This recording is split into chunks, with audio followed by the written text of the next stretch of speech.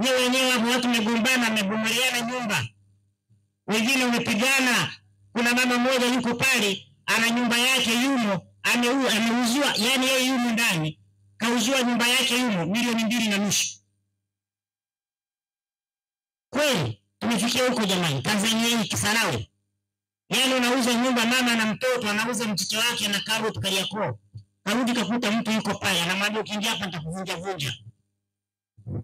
Mama kapanga panga huko, anaenda wapi? Anamwambia nenda ushtaki popote.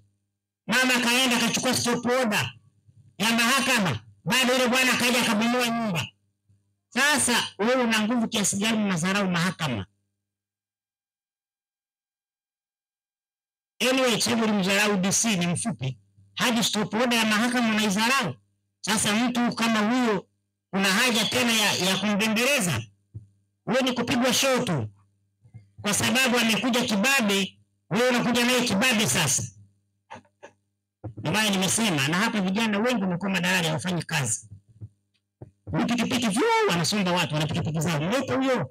Kata kona, kuna kamtaro fulani, ukivuka katika kisima, kwenye mtaro pembeni hapo mlete.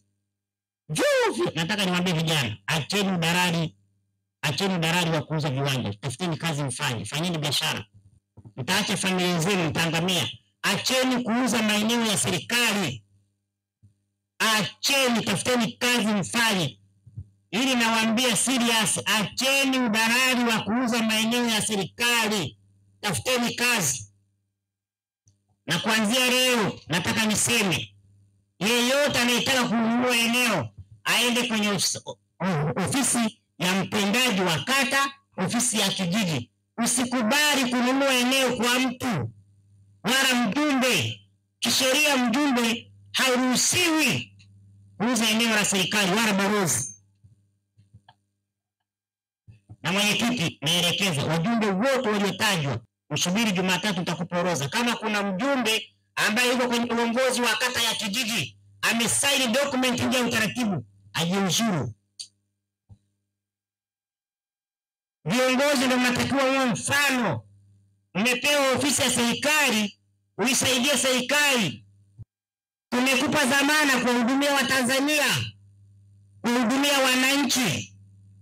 Huwezi kuhamisha mihuri ya serikali, unapeleka nyumbani kwako, unahamisha ofisi, unafanyia kazi. Ninaomba wajumbe wote mliofanya udalali mmeuza maeneo ya serikali, ninawapeni masaa 24 mjiuzuru, andikeni barua. Usipojiuzuru tutakuvua uongozi kwa kufuata kanuni za taratibu za kisheria, taratibu na kikatiba. Na utakuwa ni mchakato mwingine huo. Wote mjumbe wote kwenye kata yako, wote mwambieni mtendaji kwa kata, waambieni wale wote waliohusika kusaini document wajiuzuru wote.